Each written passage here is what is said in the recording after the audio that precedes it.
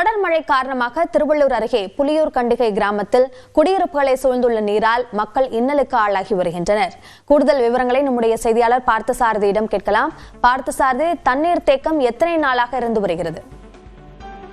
அதாவது அபிநயா, திருவள்ளூர் மாவட்டம் வெங்கல் காவல் நிலைய எல்லைக்குட்பட்ட பாக்கம் அருகே உள்ள இந்த புலியூர் கண்டிகை கிராமத்தில் சமீபத்தில் டிட்வா புயல் மழை காரணமாக பெய்த கனமழையினால் அந்த பகுதியில் கடந்த 3 நாட்களாக மழை நின்றும் தண்ணீர் வெளியேறாமல் கழிவுநீருடன் தேங்கி நிற்பதால் நோய் தொற்று ஏற்படும் அபாயம் ஏற்பட்டுள்ளது. அத்தியாவசிய தேவைகளுக்கு கூட அங்குள்ள மக்கள் வெளியே வர முடியாத அவதிக்கு ஆளாகி வருகின்றனர். இது குறித்து மாவட்ட நிர்வாகத்திடம் புகார் தெரிவித்தும் தண்ணீரை வெளியேற்ற எந்தவித நடவடிக்கையும் எடுக்கவில்லை.